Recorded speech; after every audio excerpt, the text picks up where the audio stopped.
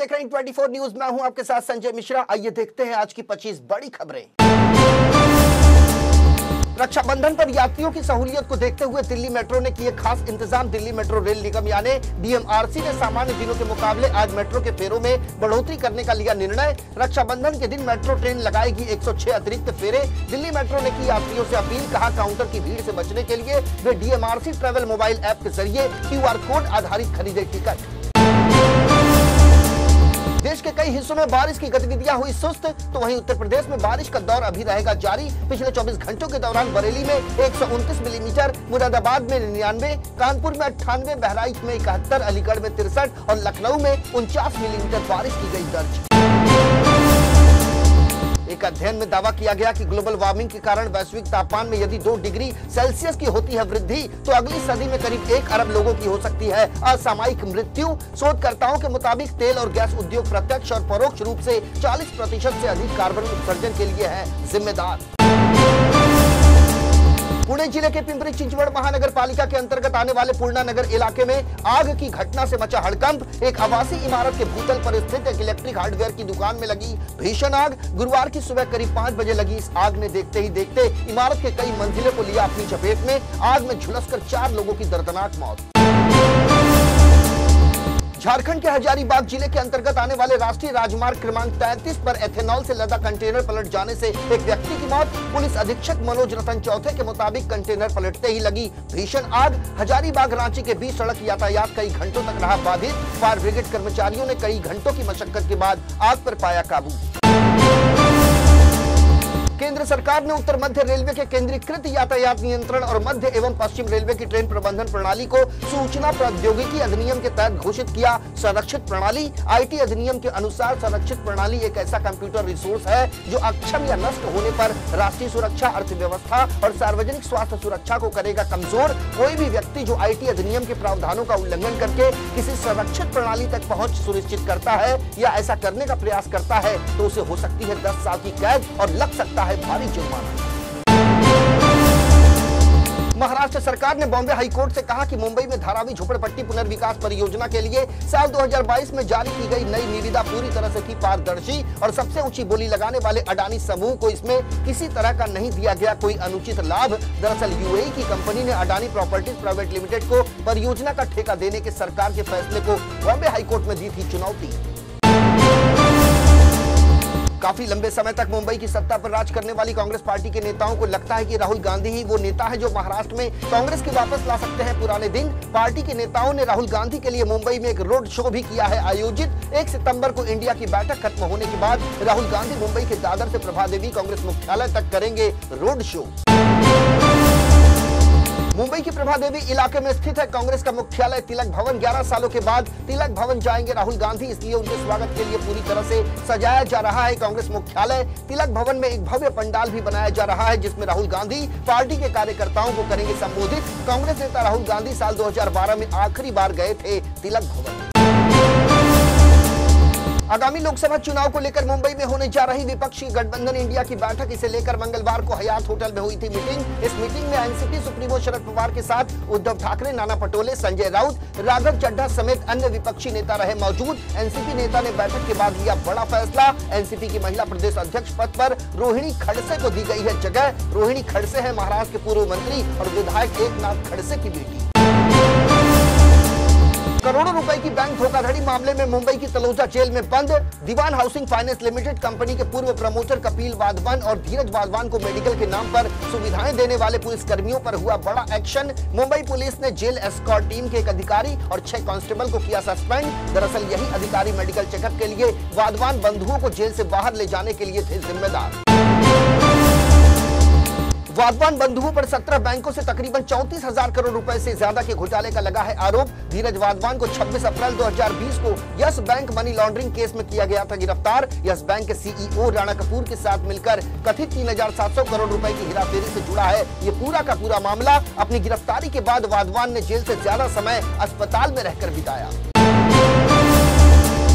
CBI ने Mumbai police के पूर्व आयुक्त संजय पांडे द्वारा स्थापित कंपनी के खिलाफ जारी की क्लोजर रिपोर्ट। कंपनी के खिलाफ शेयरों के ऑडिट में सेबी के तय नियमों के उल्लंघन का आरोप। सीबीआई का विशेष अदालत के समक्ष दाखिल की गई अपनी क्लोजर रिपोर्ट में एजेंसी ने बताया कि उसे आरोपियों के खिलाफ मुकदमा चलाने के लिए नहीं मिले पर्याप्त सबूत। लिंक भेजकर या एटीएम और क्रेडिट कार्ड के जरिए ठगी का धंधा अब हुआ पुराना। अब ठगी के लिए हाईटेक तरीका अख्तियार करने लगे हैं तथा कथित नटवरलाल। ऐसा ही एक मामला झारखंड के कोयला नगरी धनबाद से सामने आया, जहां मैट्रिमोनियल साइट पर दुल्हन तलाश रहे एक युवक को जालसाजों ने लगाया 1 करोड़ रुपए का चपत। पीड़ित की शिकायत पर झारखंड पुलिस ने 2 आरोपियों को महाराष्ट्र के औरंगाबाद से किया गिरफ्तार। गुजरात की सूरत क्राइम ब्रांच ने 29 अगस्त को इसरो में वैज्ञानिक होने का झूठा दावा करने वाले एक शख्स को किया गिरफ्तार। मितुल त्रिवेदी के रूप में हुई है आरोपी की पहचान। समाचार एजेंसी के मुताबिक आरोपी मितुल त्रिवेदी ने कथित तौर पर स्थानीय मीडिया आउटलेट्स को भी दिया इंटरव्यू और चंद्रयान 3 मिशन के लिए लैंडर मॉड्यूल को डिजाइन करने का किया झूठा दावा।